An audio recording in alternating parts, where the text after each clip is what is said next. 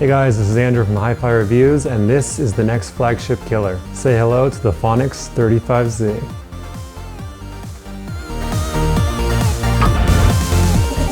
Let's start with handling. Now this is a big one, and I'm pleased to report the Phonix 35Z changes not only the way you interact with your phone, but social media as a whole. The 35Z is a flip phone, and at this point, going from a cool glass touchscreen to a cramped plastic number pad is like throwing out your Charmin Ultra Soft and switching back to Costco single sheet sandpaper. Frustrating and likely to cause friction burns. Even basic things like fighting with your bae are so convoluted you'll get flashbacks of the water temple.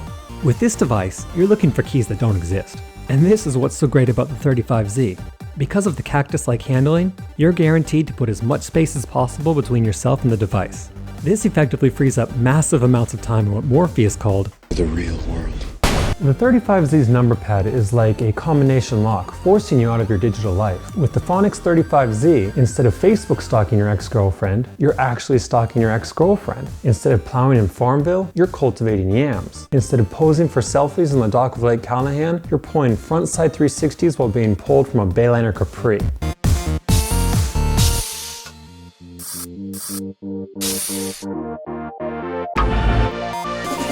So what's inside? This is another big one, but luckily, Phonix have failed to do their homework in this department as well. The 35Z uses a Snapdragon 801. It's pre-app, pre-multitasking technology, meaning that it's out of date, out of style, and most of all, without function. Combine this with the iron boot handling and you're at the bottom of an underwater maze with no Zora tunic. Case in point, with an iPhone or Galaxy, you're constantly 2 taps away from Jake and Amir marathons. On the other hand, in the year and a half that I've owned the 35Z, I've only been able to access the internet twice. Now, for those looking to get started on their bucket list in the next ever, this is a killer feature and something that shouldn't be overlooked when considering your next phone purchase. And get this, after learning that they can't snap or swipe you, most people will give up on contacting you altogether. Boom, another half hour for wakeboard practice. Stupid! The 35Z is like a social ninja, effectively severing the ties of all your superficial relationships while allowing you to keep in touch with anyone that still has the decency to call. And while I've yet to find anyone other than my great aunt Margaret that will actually contact me, I'm really looking forward to the time savings.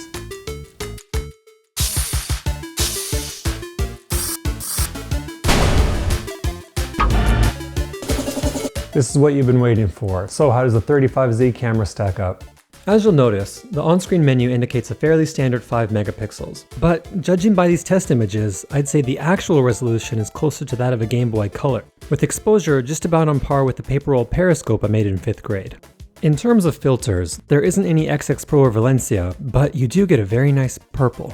More noticeable specs include an in-lens fog generator and 15-second time limits on all videos. Speaking of videos,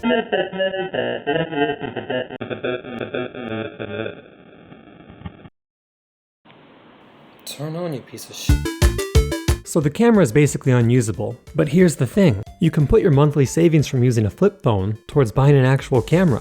I've had the 35Z for a year and a half, so last month I bought a Panasonic GH2, then used the leftovers to take a photo tour of South Korea.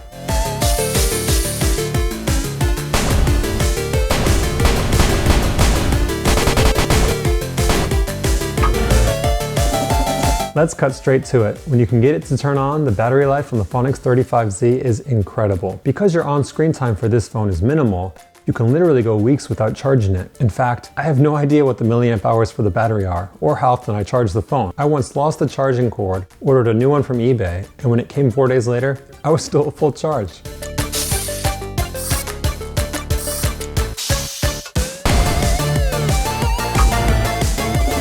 Given the hand-me-down build quality, complete lack of features, and picture resolution only Picasso could appreciate, you're probably thinking that this phone is cheap, and I'm happy to report that you would be right. You can get the standard version for free with a monthly contract of $11.99, or the Pro 512 megabyte version for a slightly steeper $14.99. If you're not particularly into photography, you can use the downgrade savings to buy a hi-fi audio player and a pair of Sennheisers, fix the trailer for your speedboat, or even feed a small family in Ethiopia for a year.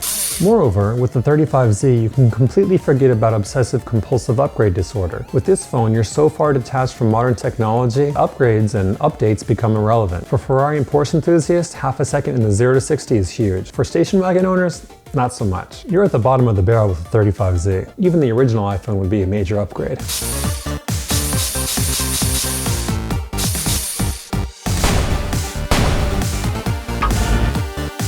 Put it simply, the 35Z is a game changer. Steve Jobs used an interesting graph in his original iPhone keynote reveal, and I'd like to revisit it now to illustrate exactly what this device can be. As Steve showed us, here we have the smart axis, and here the easy to use axis. Regular cell phones, as explained in the keynote, are here. Not so smart and not so easy to use.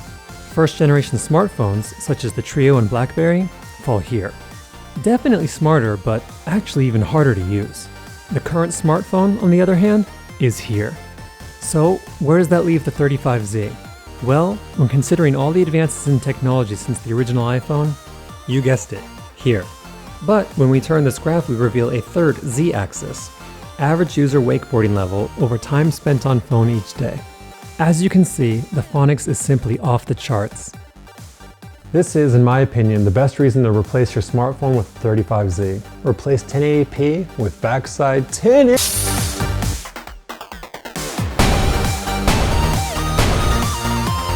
Okay guys, so that's my review of the 35Z. Hope you enjoyed it. If you have any questions, feel free to chat amongst yourselves in the comment section below. And if you haven't already, don't forget to practice your nose grabs.